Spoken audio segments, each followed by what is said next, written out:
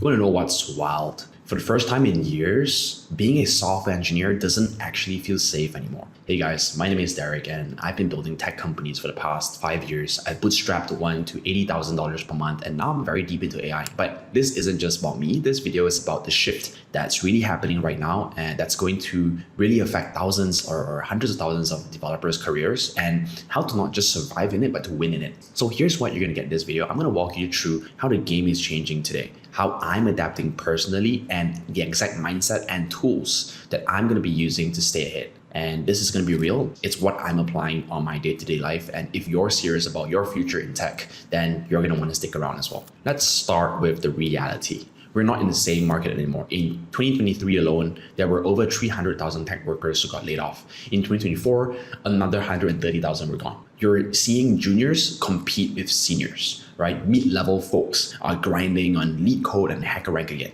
And outsourcing, it's ramped up big time, right? From Latin America to Eastern Europe to even Southeast Asia. But that's not the scariest part, right? That's been happening over the past many years, right? The scary part here is AI, which really changes things. And if we're talking first principles, the value of a software engineer in the early days was gonna be, can you write code, right? And that value's been kind of commoditized today. You're talking about tools like Claude, GPT, or GitHub Copilot, or Cursor. These things are writing code faster than any of us ever can. If your value stops at I can code, right, you're basically in trouble. But here's the nuance. AI is great at generating and writing code, but it sucks at maintaining it. You're so bad at it, right? You still need real developers to debug, to optimize, and to ship production-ready systems. And when things break, basically someone needs to fix it. So if you're assuming there's a system that AI can spin up code and this system is perfect from the get-go, then sure, AI gets it done well, right? But more often than not, software does not work this way. There has to be pivot, there has to be tweaks, there will be feature requests. And whenever you have new things like this, then you need someone to maintain it and build upon it. Let me tell you something that I've been through, right? I built a tech product that's now, we're hitting $1,000 in MRR in a few months, right? And at the same time, we're also serving software projects to clients worth $200,000 and above. And I was working with a really lean development team. We were fast, but the thing that really slowed us down a lot was maintenance. It was like weird edge cases that nobody planned for, unexpected user behavior, browser issues, basically things that us or even Copilot couldn't predict in the early days before really testing it, right? So when people are saying that AI is going to replace developers, I find it a bit unrealistic today, right? Because I've lived through building real products and I can tell you how messy it gets, and messy is still kind of where human wins today. And look, I am optimistic. Here's why: because cycles are always normal. Every market cools down after a hype phase. The crypto guys saw it, the real estate people saw it. Tech is just gonna be going through its own version now, and what comes after a crash is usually opportunity, right? Less noise, fewer tourists, more of those who actually know what they're doing, who want to build something productive. So let's talk a bit about strategy. I'm gonna break this down into 4 moves that I'm making right now that I believe every developer needs to consider if they want to stay relevant. We're going to talk about thinking like a business. We're going to talk about sharpening high leverage skills. We're going to talk about leverage AI in the right way, and also about building a personal brand. So when it comes to thinking like a business, the first principle to this whole point on why I'm bringing this up is the understanding of the mindset that if you're a software developer, you are not an employee, but you are a business. Your code is your product and your employer is your biggest client, right? That's how I think about it. So I stopped thinking about how can I do my job and started asking myself, how can I increase the ROI of my work, right? I use tools like Notion and Coda to track deliverables like a product roadmap, and I run weekly retros on myself. I ask myself, if I was billing myself $100 per hour, would I be happy with what I produce today? And this shift alone has made me, at least twice as effective as I was before implementing this. The next thing will be understanding the concept of skill stacking. Everyone wants to be a React developer. Congrats, you and a million others, right? But what most people don't do is combine development skills with other skills that can be really beneficial, like business, marketing, or systems thinking, right? For me, back in the days, after learning how to code, the first thing that I started learning immediately was, because when it comes to business, there's really 2 things that you care about. There's product and there's distribution. So the coding side kind of settles, coding, and I learned a bit of design to kind of cover building great user experiences. That's the product side of things. But the next thing I started learning immediately was distribution, right?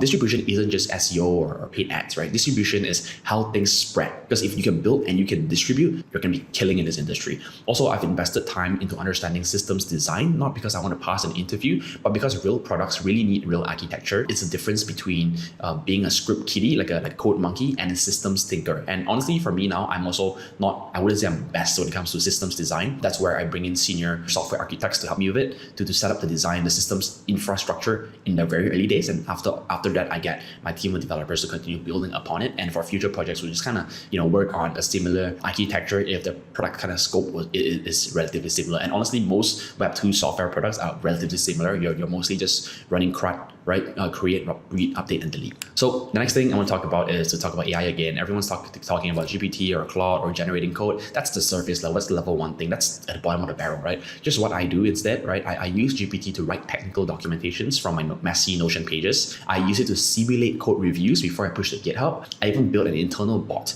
that can answer questions about my own code base, train on our repo and docs using tools like LangChain. And that's the real leverage. AI is not your competition, it's your intern. You got to know how to use your intern, right? Just don't let the intern run the company. And finally, I think the most underrated asset that I'm really trying to do now today is obviously building your own reputation and your own personal brand. So if you Google my name, you will find DericYee.com.